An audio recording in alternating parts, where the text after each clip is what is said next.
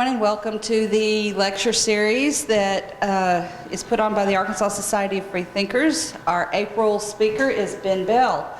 Ben is a sake professional, and he has actually been to Japan recently. I hope he's going to show us some pictures of his trip there, because I saw some on Facebook and they were absolutely gorgeous and interesting and fascinating, and I was totally stalking his Facebook page the whole time he was over there. I have a couple. Yeah. That took a lot of pictures. Ben has recently been at Colonial Wine and Spirits. He knows his alcohol, and when he found out he was possibly going to be getting this internship in Japan, he was over the moon. He was so excited about going. He went last fall and then again this spring. And he's got a lot to share with us. Ben is a member of the Arkansas Society of Freethinkers, and he is one of the MCs and presenters at Skeptics in the Pub. So if you've never been to Skeptics, and I think everybody here has been to Skeptics, definitely go to Skeptics in the Pub and see Ben and his compatriot Kyle Sanders at Skeptics in the Pub. But now I'm going to turn this over to Ben and let him talk about sake. There we go. Yeah. So my name is Ben Bell. I'm an advanced sake professional with the Sake Education Council, which is based here in the U.S. It's run by John Gauntner, who actually lives in Kanagawa, Japan, and he's widely considered to be the foremost authority on sake who's not Japanese. But I'd say his knowledge is up there, just period. He has an amazing knowledge, and he's the man who gave me my certification. This is actually an old certification. This is Certified Sake Professional, which I got in New York a couple years ago. And then what I went to Japan for, partly what I went to Japan for in February, was to take the next level exam, the advanced Sake Professional exam, which is only given in Tokyo once a year. It is in English, although there is a little part where you have to read the Japanese that you commonly find on sake labels. So pretty amazing. It's a week-long course where you taste. Usually we went and visited several breweries, which Kumazawa here is one of the breweries that I went to visit, which is an amazing little brewery that also has like a little art shop, a brewery, a bakery, a restaurant. They kind of do a little bit of everything in addition to making gorgeous sake. And then, so we would go visit breweries, we would have classes, we'd talk to people in the business, and then do tastings. And then at the end of the week, when certainly we've had enough sake to really want a beer, we would take our test, and if you pass the test, you get your advanced sake professional certification. And then if not, better luck next year in Tokyo. That was the first week, and then the second week I went up to a town called Tendo, and I actually worked at a brewery for a couple weeks. So that's pretty rare. You don't get to do that a lot. It's uncommon for a foreigner to come from outside of Japan to go work at a sake brewery there. Interestingly, sake is not, it's not the most popular drink in Japan. Not even the second most popular drink. It's the one we associate with Japan. It is their most traditional drink. But these days, beer is the most popular. Sake had its heyday in the 70s. And then whiskey became more popular, and Japan actually makes really fine whiskeys, which we're just now starting to see in the US. And now, these days, beer is kind of king in Japan. So when I was in Japan, I would talk to people, and they would ask me, what am I here for? And I would say, well, I'm taking this test, and then I'm also going to work at a sake brewery. And they would look at me like I'm crazy, because number one, it's notorious for being pretty hard work. But it's also just, why would an American be interested in a drink that's not the most popular drink here? But that's what I think is kind of interesting about it, is it's this category that they've put so much hard work into, and there are really good brewing institutions in Japan that have done some great research and always are still doing amazing research. And if you look at wine, you look at beer and spirits, those are made all over the world. There are many cultures that are really good at making it, but with sake, it's just Japan. It's really just one country, which is, in this hyper-connected world, today, it's kind of amazing that something like that still exists. That there's just one country that kind of has a lock on all the brewing knowledge, all the ways of making something that is pretty hard to make in the realm of making booze. This is it's a little complicated, as you'll see, and I tried not to make it too complicated. But there's a lot of things to keep in mind, and turning rice into booze is kind of an amazing thing. And I think you're going to see more places make it throughout the world in the next decade or so. But right now, this is there's only one place to go if you want to see high-level sake making, and that's Japan. So, by the way, important question: does everybody have sake? Yes, looks like it. Okay, very good. So what we're tasting right now is actually the Tozai Typhoon, this is what they call futsushu, which literally means ordinary alcohol.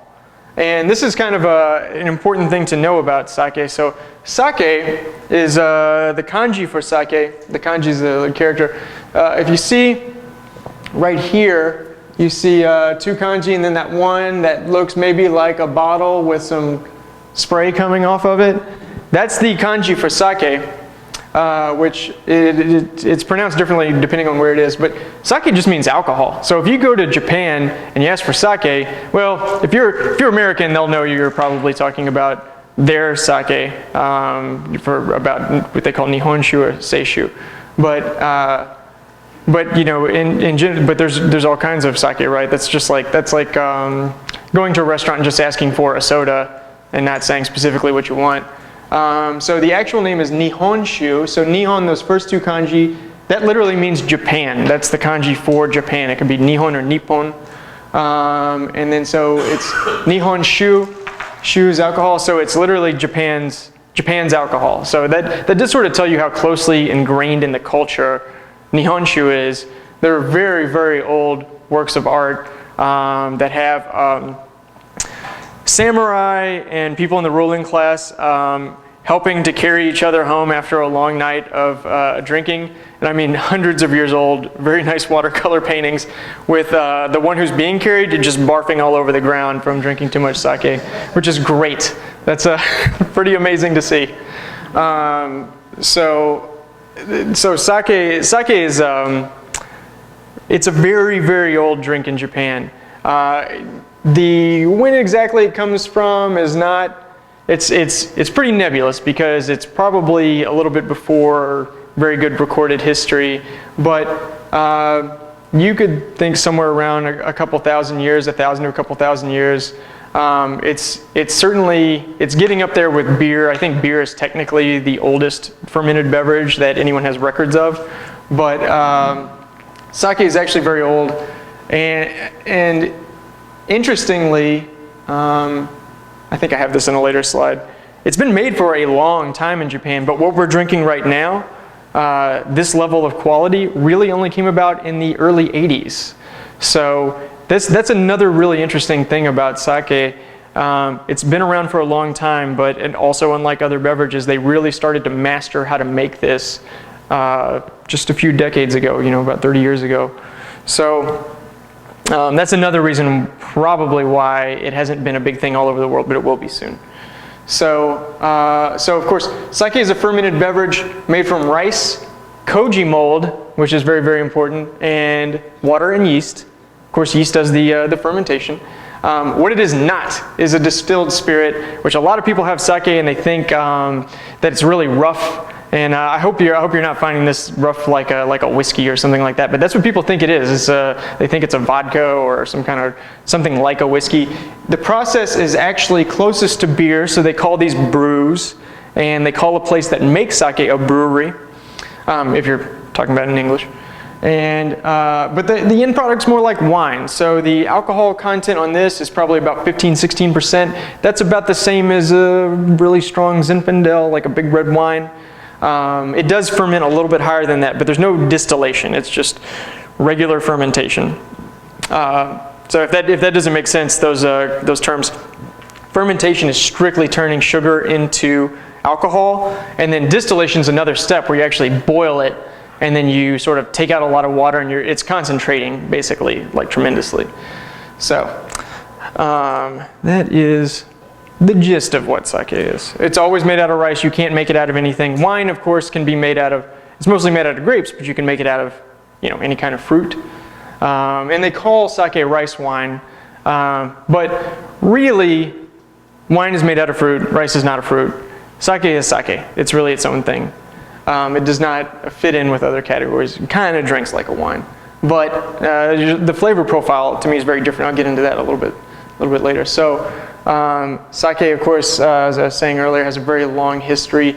The knowledge about how to ferment rice, just doing basic fermentation, may have come from China, which that's a kind of an interesting thing about Japan's history in general is the kanji that you see above these slides.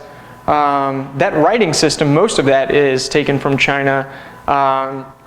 And there has historically been a good bit of cultural importation from China to Japan, but of course that was a long time ago and their cultures have diverged quite a bit. But there is that strong link. There's actually a commonality between that and Scotch whiskey, where if we've all had a nice Scotch, which I'm a big fan of, they very likely got their distillation knowledge from Ireland, but no one in Scotland likes to talk about that. I think maybe it's the same way about Japan and doing sort of some sake fermentation. Of course, they mastered it in a way that no one else did. But yeah, interesting about the beginnings. And of course, the quality production began in the 80s. And why the 80s? Why did it take so long? A lot of that came down to advancements in technology. So some of the main technology was milling equipment, which we'll see milling the rice is actually tremendously important for attaining quality sake.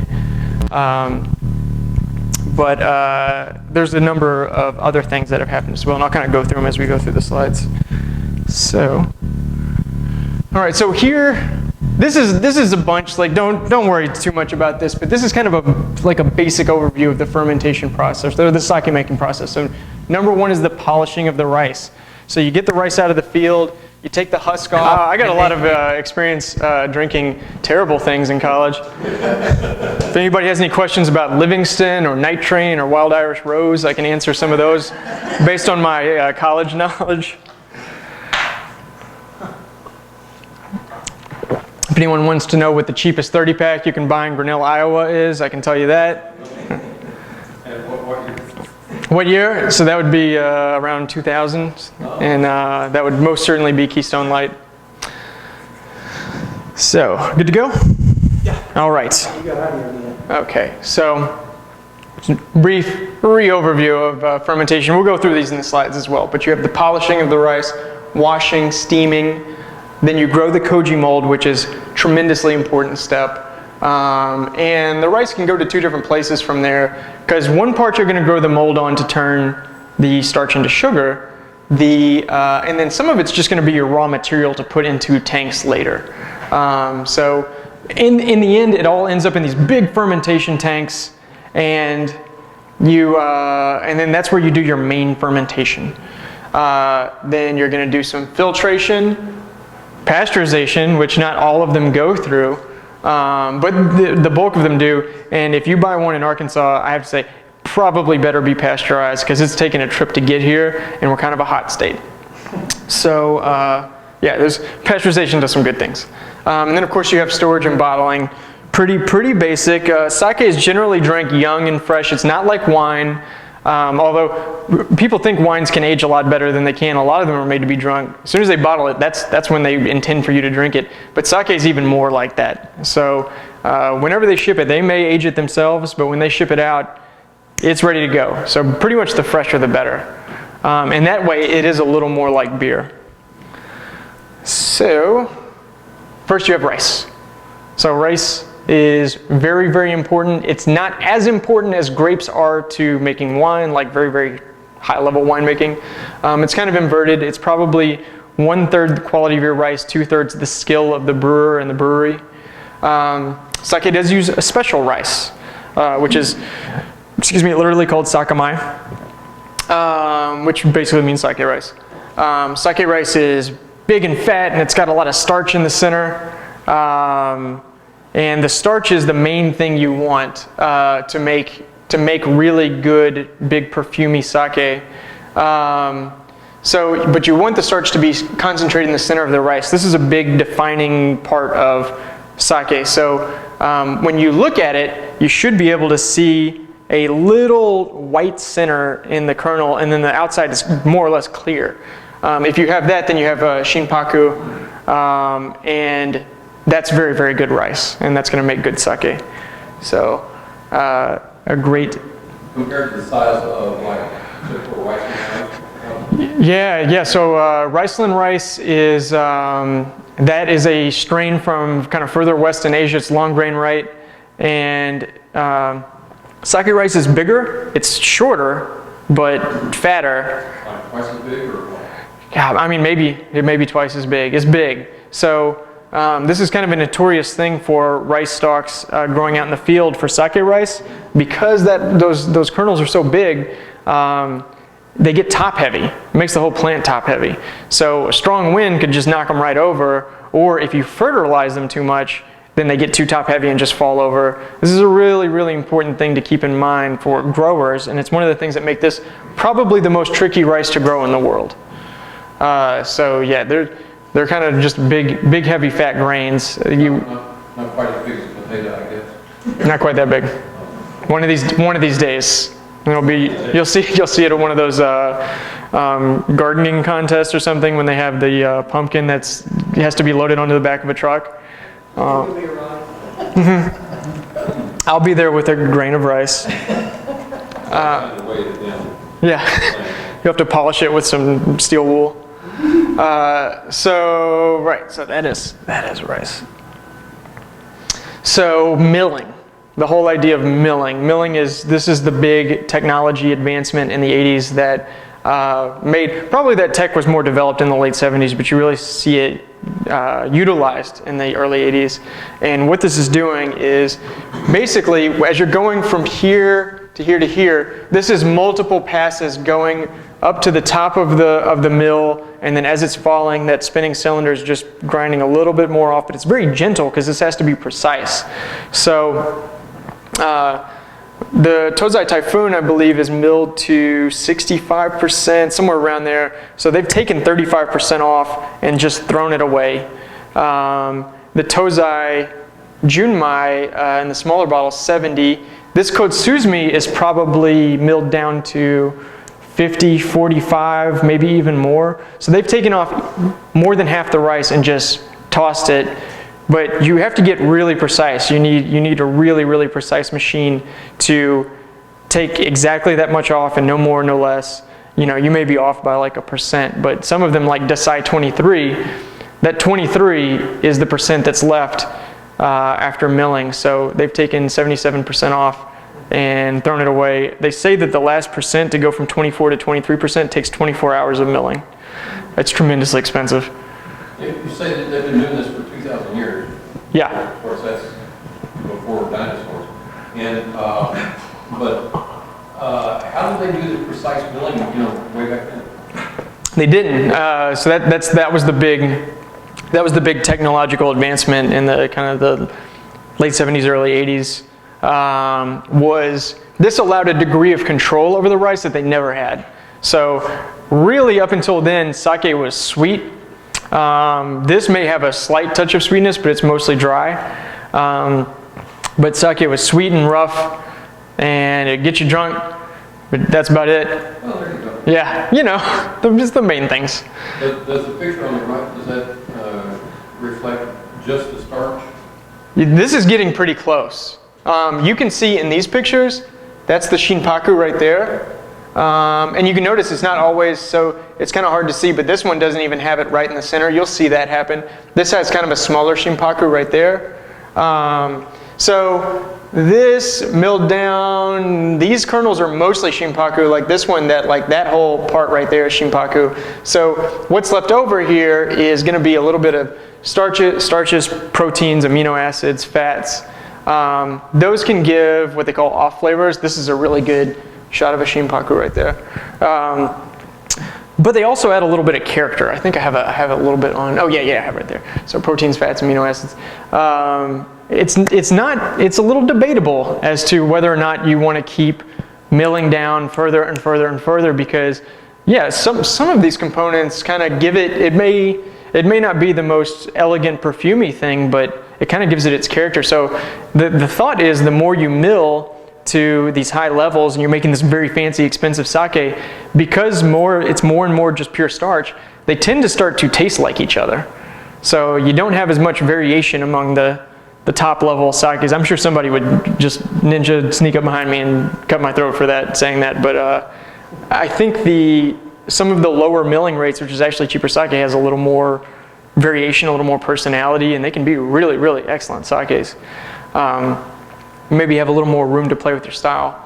So yeah, interesting stuff. This, by the way, this is a daiginjo, which is the highest quality level, the highest milling level, and they certainly go much farther than that. But you're looking for a good bottle of daiginjo, you're looking at, in the U.S., 35, 40 bucks to start, and then they go anywhere up to 500, 600, 700. I don't know what the most expensive ones would be. I think this is actually available in the U.S., but not in Arkansas. You can buy it in the U.S., and I'm thinking this is about 200, something like that. In the U.S., do they grow their own rice, or do they import from? Both. So most of them grow their own rice. California grows their own rice. It's a hybrid called Calrose, which is mostly a old Japanese rice strain called Omachi, which Omachi is something that I got to work with in Yamagata to make sake, and it actually makes really, really amazing sake. Its hybrid cousin, Calrose, not so much. It's easy to grow. You get big yields, but you're not going to get great sake out of it. But California grows a lot of Calrose. It's also used in Japanese restaurants as a food rice, if I recall right.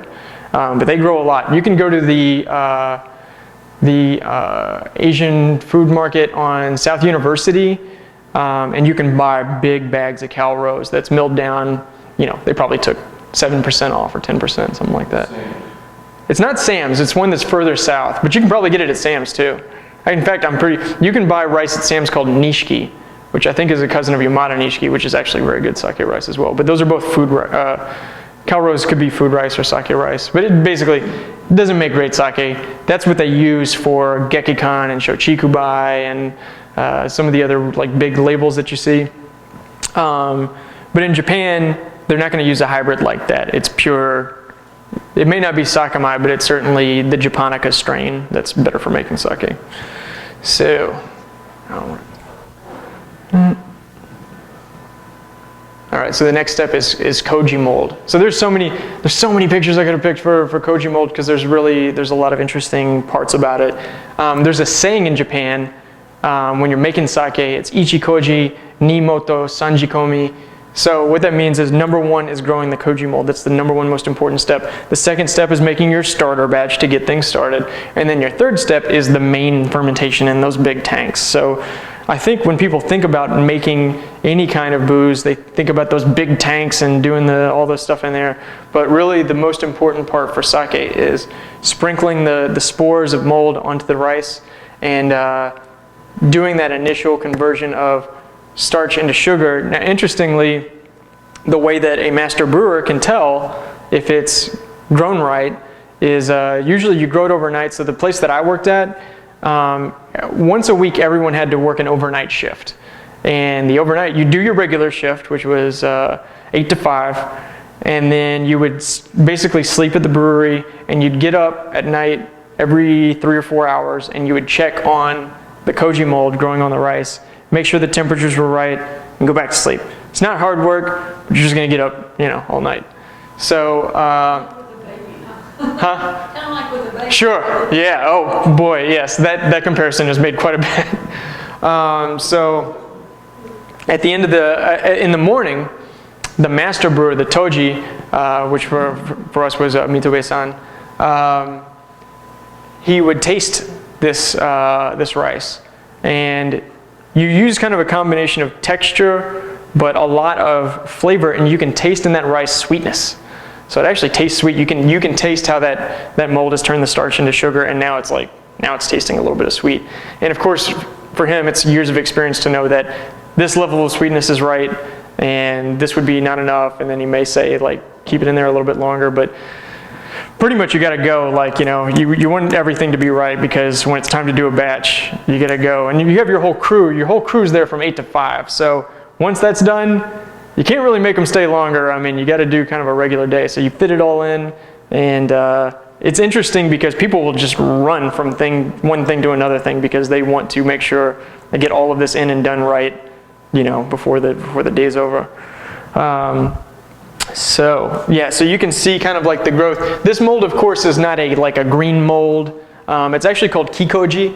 Kikoji is yellow koji. There's other kojis that they use to make other things in Japan. There's black koji, there's white koji. Kikoji is best for sake. People have tried other ones, but so like with yeast, there's a bunch of different kinds of yeast that you can use to make all kinds of things. But there's only one mold that is used to make sake. Excuse me, more or less. And of course, this is Aspergillus oryzae. The oryzae is a reference to rice. It is famous for being the thing that attacks rice. So that is mold. All right. So fermentation. So this is a big. This is one of the big open air fermentation tanks. This is what we worked with. You basically you take your rice. The koji, which is the rice that's got the mold grown on it, water and yeast, and you put it in here. You're going to do 3 different additions kind of as time goes on, and they take temperature evaluations every day, maybe twice a day, and sometimes you'll check the acidity level. There's a lot of things that you can check, sugar levels, and make sure that it's going right. But this is when you're really rolling. Everything before this was fine-tuning and really getting, every little detail right. Yeah.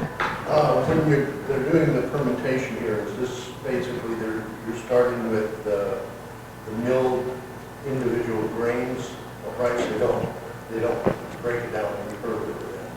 No. You want them pretty whole. Yeah, you don't want to smash them, and I'll tell you why.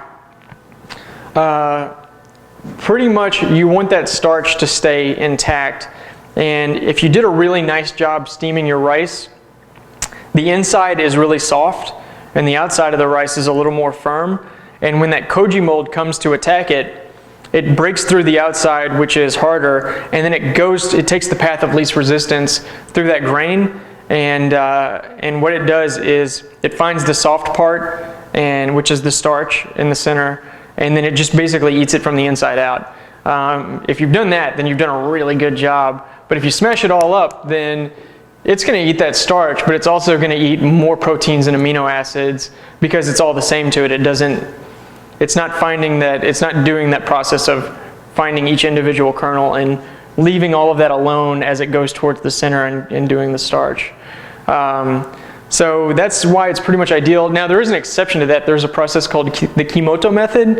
Kimoto is really labor intensive, and basically what you do is you take your starter batch and some steamed rice and you put it in these tubs kind of on the floor, and then you take these paddles and you basically just sort of like, push them forward, flip it over, bring it back, and they have songs to sing while you do this, but it's a very labor intensive, and that actually will just basically more or less pulverize your rice, and you can totally make sake like that. But that is, almost no one does that anymore.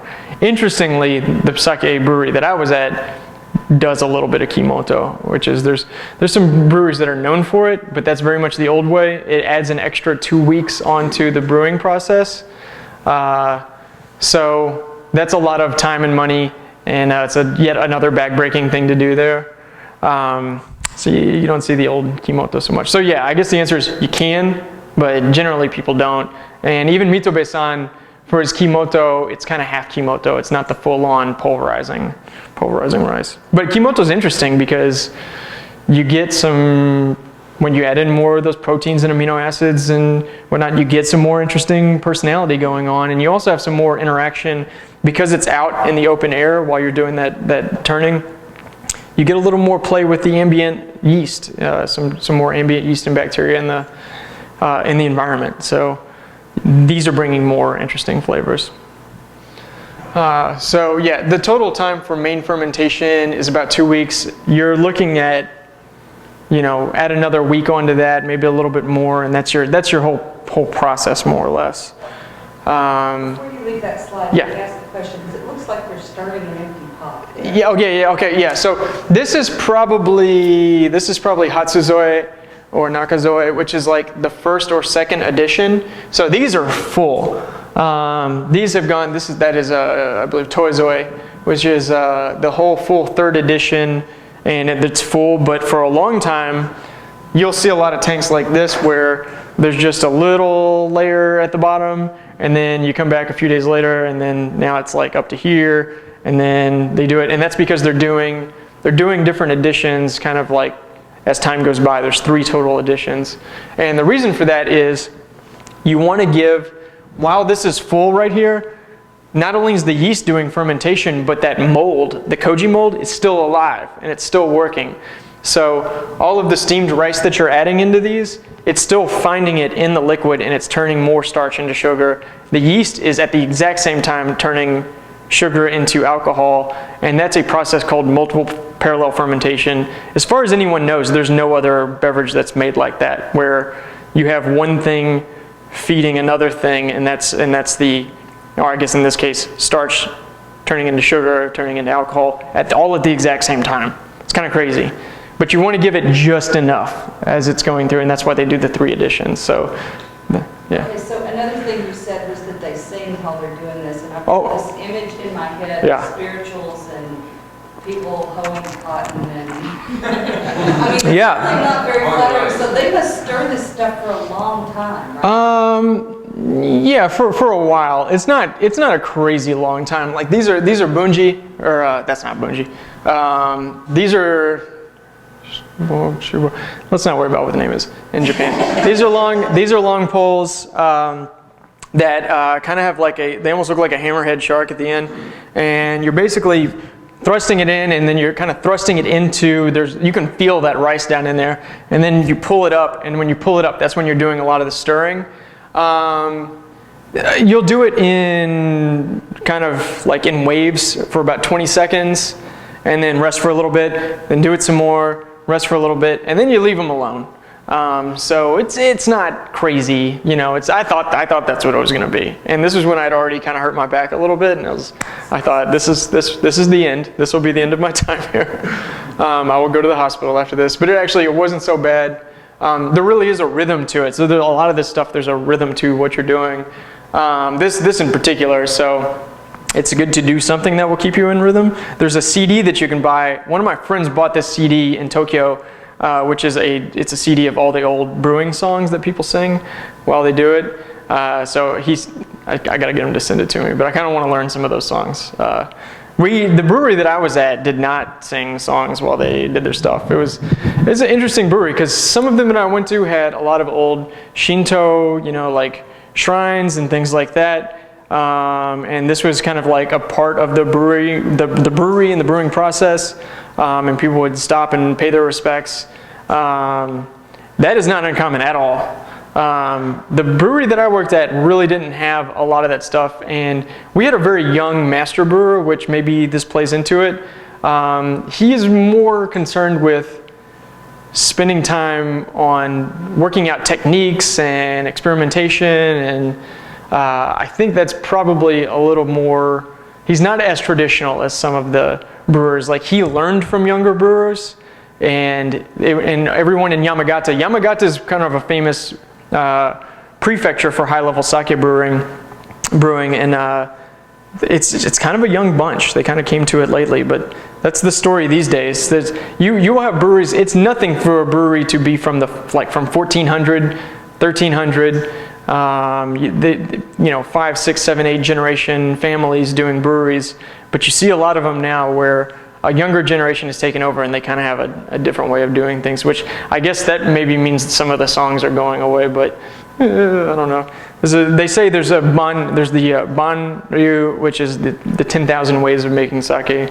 So everybody does something different in one way or another. I was actually, when I was brewing, there was a guy down south who was brewing at the same time, who's from Oregon, and we were kind of trading notes about how are they doing it where you're at, you know, and what do you wear for the crazy cold? I did not mention this. You see what these guys are wearing. They're kind of wearing long sleeves. This guy looks like he has a shirt on underneath. I don't know about this guy. But you brew in the winter. I was in Tendo, which is about the same parallels, maybe like Minnesota. And up in the mountains in February, it's the coldest time of the year there. They just open the doors. So they want it to be cold. They want slow, cold fermentation. So if it's 32 degrees inside or outside, it's 33 degrees inside. And so you bundle up. This is one thing I was not ready for. But even down in, I think it was Shizuoka, where my friend Gordon was, still very, very cold there down in the southwest. And we would all talk about, you know, how do you layer all your stuff? And then when you go in the Koji room where they grow that mold, it's almost like it's like a little hothouse. So they keep it hot and humid. So you may have like, I had a ridiculous number of layers on. But I'd come in there and then you got to take it all off. And then you're working with your shirt off and sweating, and then you do the mold, you work it in, cover it up, come outside and throw all that back on, and you know it's a crazy process. But yeah, there's a lot of extreme temperatures that you deal with. Interestingly, for some places where it just does not get very cold, you see some fermentation tanks that are closed. And then you will see some that have jackets around them. So they'll actually have these jackets around the tanks, and they have liquid going through them that will control the temperature. And I think Mitobe-san said he was going to experiment with 2 of those next year. But since they're up nice and north where it's cold, he's never really had to. But it's interesting. It's part of the never-ending process of trying new things. So, and then pasteurization. This is very, very important. There is a kind of sake called namazake that's unpasteurized. You can get it in the U.S. Certainly, but not as much. This is a big deal in Japan. It's part of seasonal releases. When there's new stuff, you get some good unpasteurized sake. But generally, what you get here is pasteurized, and of course, it denatures proteins that can provide some off flavors, especially over time. Some get activated by light. Generally, unpasteurized sake has a strong citrus note to me. So when you do pasteurization, go ahead. How many batches do they normally do in a year? 40 to 50. 40 to 50? Yeah. They're doing it all through the year? Not all year. It's pretty much through the winter. Just the winter? Yeah, so you start maybe in September and brew through March or maybe April. Every brewery is a little bit different. There's very few breweries that brew all the way through the year, and part of that is wanting to take advantage of the cold weather. Yeah, so as more people get those jacketed fermentation tanks and whatnot, they can go longer and they don't have to worry so much about it, but it's still a relatively new thing. Jacketed fermentation tanks for making beer, all over the place. Everyone uses them. And I think that's, especially in the U.S., as more people make sake here, that's what you'll see, and they can probably brew all year. Arkansas would be an interesting place to do this whole process because you're looking at spending a lot of money to keep all those temperatures down. And partly what that does is it keeps a lot of ambient bacteria inert when it's so cold. So I don't know. Those are interesting challenges. Yeah. So the pasteurization process, to me, and this is partly with aging in bottle as well, but you get some interesting, deeper flavors. Some people say it's hard to taste through the nama, the unpasteurized part, that citrus note, to get all the nice detail. So these days, and of course it's safer to ship, this is one of the main things that pasteurization does. Interestingly, the process of pasteurizing sake well predates Louis Pasteur, sort of chronicling the process of pasteurization. They didn't know exactly what that was doing, but they did know if you heat it up, it's going to last longer. So they were kind of like halfway there to understanding pasteurization well before Louis Pasteur. But so What was I going to say about pasteurization? These days, what's very, very popular and hip with sake is to do nothing to it whatsoever. And so it's very common to add a little bit of alcohol. The brewers will do that, and then they'll also, and then of course they go through pasteurization. But there's a real movement against this, and it's part of just the like, let it be the way it was when you make it. This is John Gottner's opinion, my sake teacher, but he'd say that pasteurization does its own flavor things, as does adding a little bit of alcohol, and they're not incorrect in any way. It's just a different way to make it. So it's interesting to see how this is falling out of favor, even though I don't think it's a bad thing at all for sake. But that's just kind of an interesting thing today. When I was in Tokyo, I had a lot of unpasteurized sake, and there's some of his very, very beautiful, excellent stuff. So yeah, this is the last one, but so tasting and service. So sake can be served hot or cold, depending on the style or time of year. It's one of the few alcoholic beverages that you can do like that. There aren't many times where you're going to heat up a glass of wine to drink hot. It's not that you'll never do it. You can have some Glühwein if anyone's a fan of German spiced wine, mulled wine. That's a great thing to drink in Christmas time. But generally, quality sake you serve you serve chilled. So these guys, probably going to do it chilled. There's nothing wrong with drinking hot sake, but in Japan it's more seasonal. And then traditionally they're served in tokuri and ochoko, which I totally left in my car, but that's the ceramic bottles and the small little ceramic cups. Interestingly, those aren't really great to taste sake in. It's an important cultural thing. Where in Japan it's very important to pour for other people. Doing things for other people like that is a big deal to show respect for people that you're with. In fact, it's quite rude to be at a table with someone and they have an empty cup and no one's offering to pour for them. So you gotta do that, as I learned a couple times. And also it's not very nice for you to grab a bottle and pour for yourself, because you're basically depriving someone else of the opportunity of doing some nice, respectful service for you. So, and it's kind of also saying like, well, you were too unattentive to meet my needs. So, anyways, the needs of more sake. Look, I'm so close. I wouldn't want to pour it myself. Of course, I appreciate that. So, actually, white wine glasses I think are the best vessel for getting the aromatics out of sake. I think that one's empty. But we can open it. We got another one to open.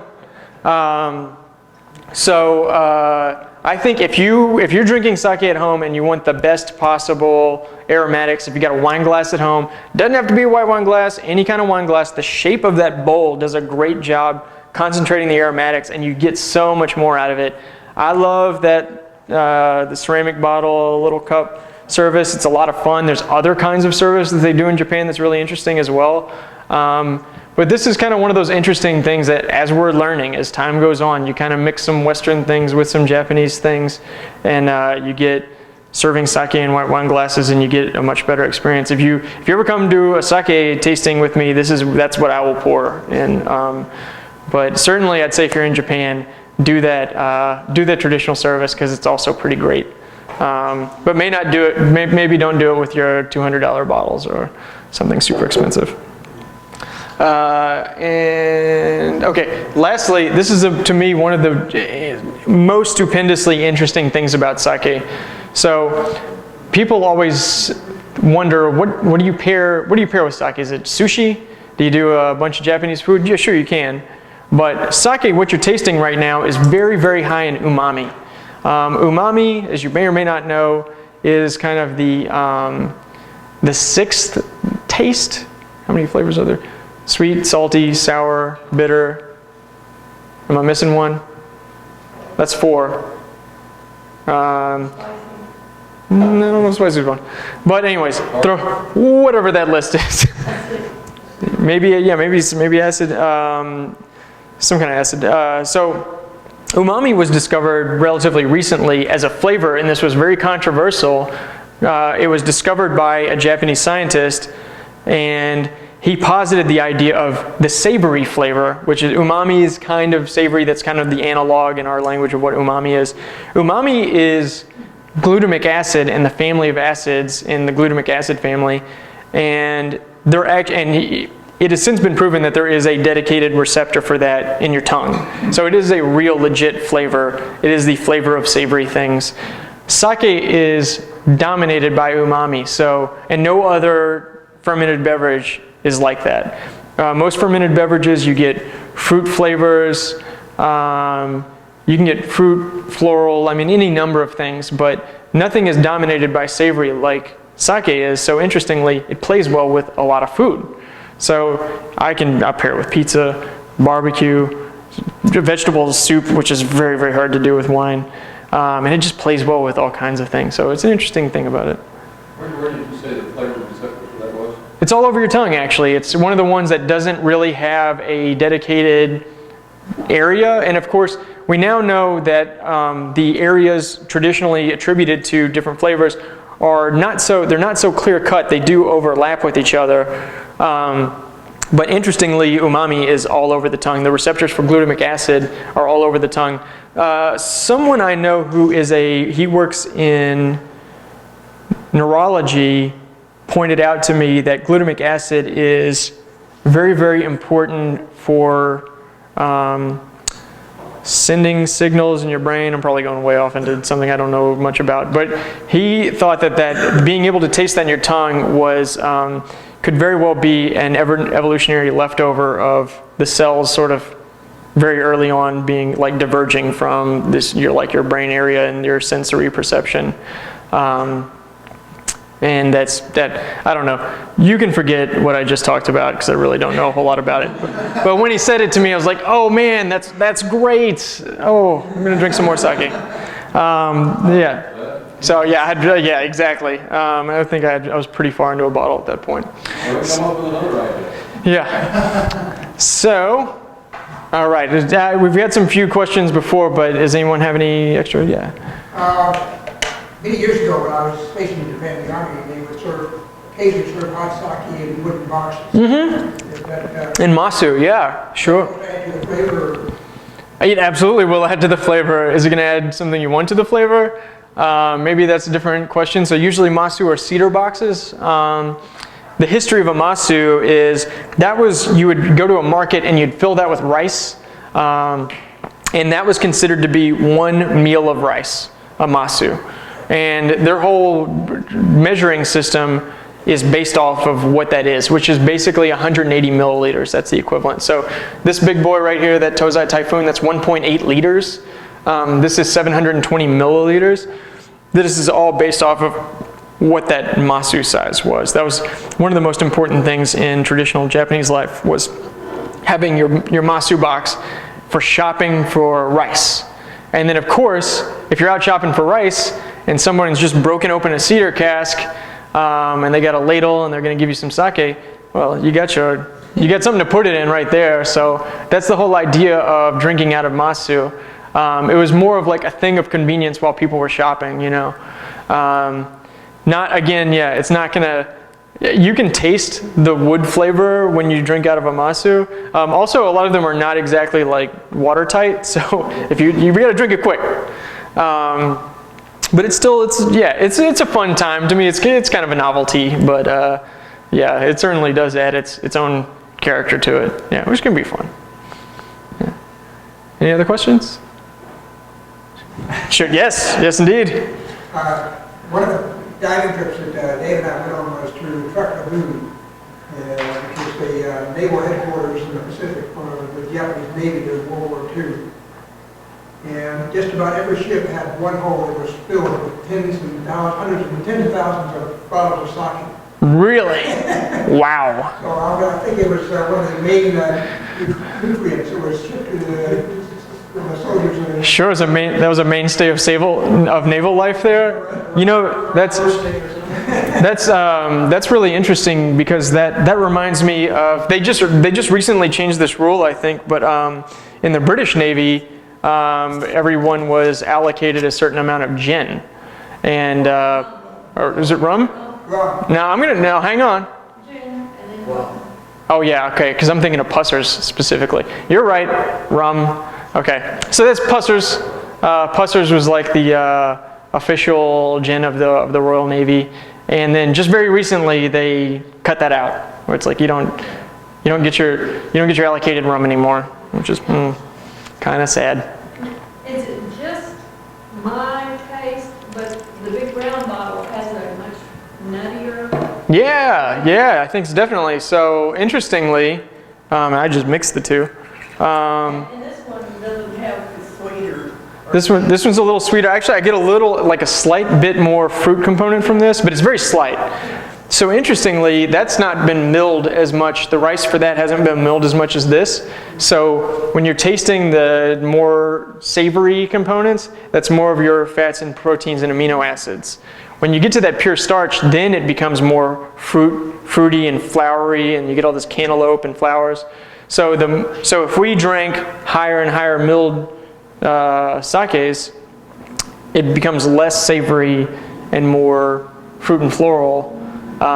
So yeah, that Typhoon is definitely high, very high umami, and that's part of what you lose as you mill a lot of the rice. So yeah, it's kind of interesting. One of the reasons I asked if it was just me is because I know everyone's taste buds are different. We were on a well, we were on a walk looking for mushrooms with a professor from Fayetteville. Yeah. And he found these tiny little red ones. They were really cool. They weren't, but for me, they were real peppery. Mm-hmm. And my friend was just going like, I don't taste anything. Sure. And there were several different people that were going like, yeah, this is peppery, and others that were going like, Well, this is more into the science of taste and how we taste things, which I would say is not so much, it's not so much your taste buds. I would say we generally have the same receptors in our tongue, laid out in about the same way, but the way your brain processes them can be very, very different, and it's largely dependent on your experiences with things in your past. So if someone has never had a lot of experience with peppery things, it'd be very, very hard for them to pick that out. So a common example I used to use with wine is, they say New Zealand Sauvignon Blanc tastes like gooseberries. Has everyone had a gooseberry? Has anyone had a gooseberry? Yeah, so it's kind of hard to get that note when you have never had one, and I think that's kind of an interesting thing about taste. Your experience informs how you're able to taste, and then also how much you practice with it. So it's almost like anything where I notice people who are chefs have a really good palates for picking out things, even if they haven't had much experience tasting in a drinks format, but they can pull out things like nothing, and that's because their brains are just, they've put that work into it, and they have all that extra information stored away to pull from when they're tasting. You know, it's just interesting. There's a man, Emile Peynaud, who wrote a book called The Taste of Wine, and he really gets into the science of that, which is like, that's super geeky. I know most people in the wine business won't drink that book. They won't read that book. They will drink some wine while looking at the cover. It is an interesting thing, and sometimes you can even suggest something to someone where you say, I get a little green bean component, and then they didn't get it at all, but then when you suggest it, they say like, oh, maybe I do.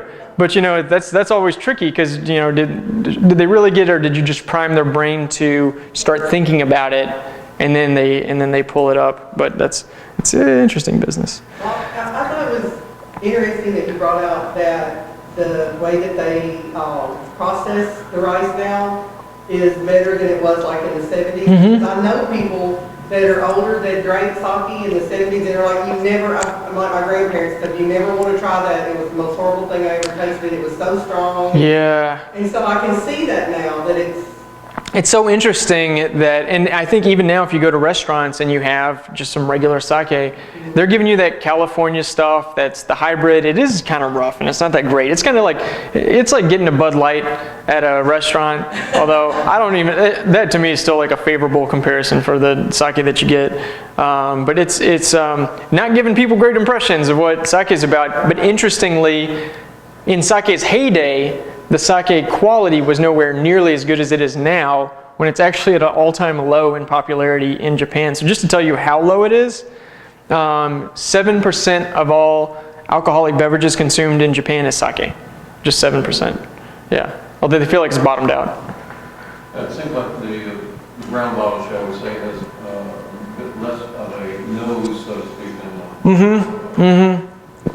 So this is technically one quality grade up from this one, and I think this is one quality grade up from this one. So I think that's one of the main things that you're seeing. Yeah, that's one of the things that you get is more aromatics, stronger aromatics. They kind of jump out more. I wish I had some more different kinds to pour for you, because you could really see all the huge. They can be tremendously different.